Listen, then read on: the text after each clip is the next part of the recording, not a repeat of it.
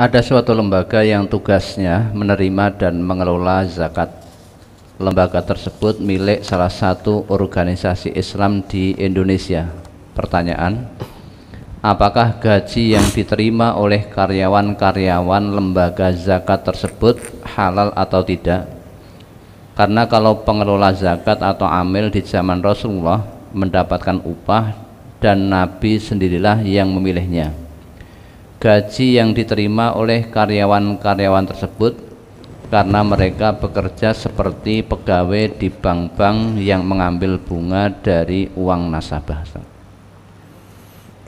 Coba hati-hati, mosok mengambil bunga ya, persamaannya apa betul seperti itu? Namanya karyawan ya, itu boleh menerima gaji, memang itu haknya karyawan.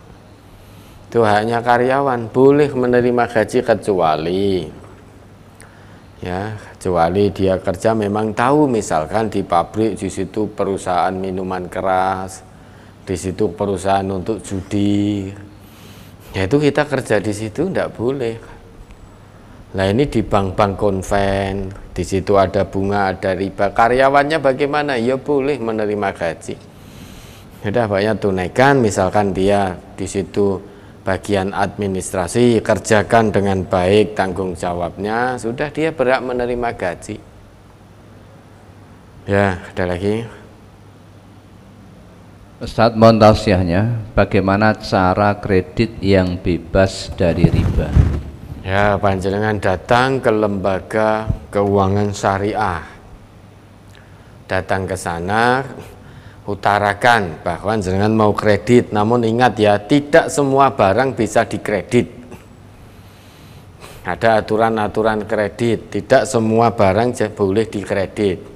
Menurut Nabi, ad-dhahab, emas itu tidak boleh kredit.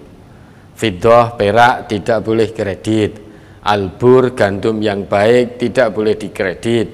Hasyair, gandum yang biasa tidak boleh dikredit. Atamar, kurma tidak boleh kredit.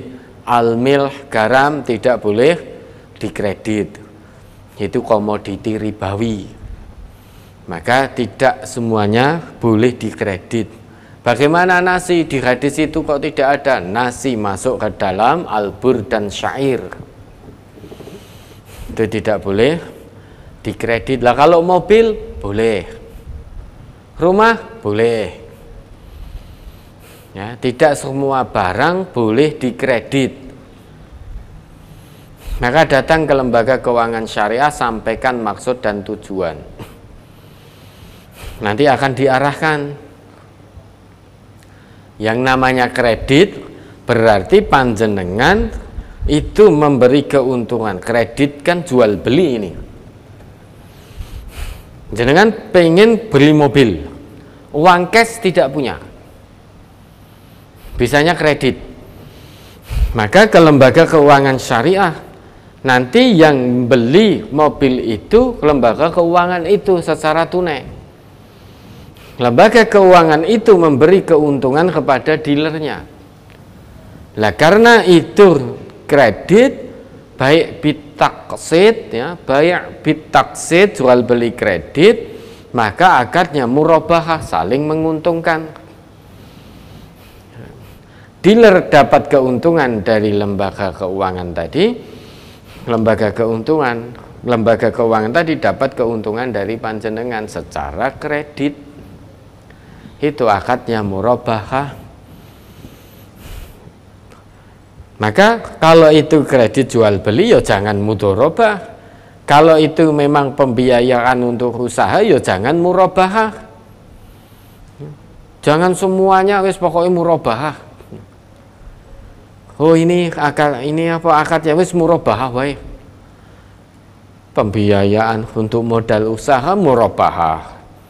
Jual beli murabahah. Semuanya murabahah.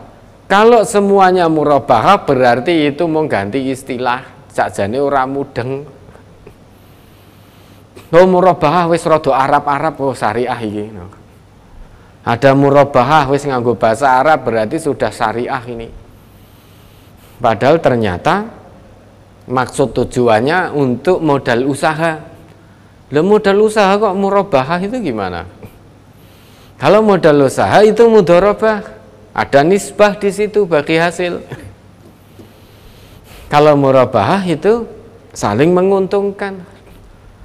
Nah, kalau ternyata ada lembaga keuangan syariah semua akadnya pakai murabahah semua, atau semua akadnya pakai mudharabah semua, nah itu berarti hanya ganti istilah. Istilahnya di Arab ke ben ketok syariah. Ya mudah-mudahan tidak ini di UBS kita, KPPS kita mudah-mudahan sudah semuanya sesuai dengan akad-akad yang ditentukan oleh syariah. Kalau masih ada akad yang keluar dari ketentuan syariah, segera berhenti, betulkan akadnya. Betulkan akadnya karena fokus kita berkah. Bukan keuntungan materi yang besar, fokus kita berkah. Kalau itu keluar akadnya dari ketentuan syariah, harusnya mudharabah kok menjadi murabahah, harusnya murabahah menjadi mudharabah, hati-hati, riba di situ. Ya, situ ada unsur ribawi. Mudah-mudahan sudah betul sesuai dengan ketentuan syariah. Ya, jenengan datang ke lembaga keuangan syariah, sampaikan maksud dan tujuannya. Lo nanti misalkan mau kredit ditawari, oh ini kredit emas bisa dikredit, jangan mau. Meski memang ada yang membolehkan, namun kita memahami kredit adzahab bidzahab, emas tidak boleh dikredit. Mislan bimislin sawaan bisawain, harus sama dan sebanding. Yadan biyadin, harus ada serah terimanya. Ya, sudah lagi.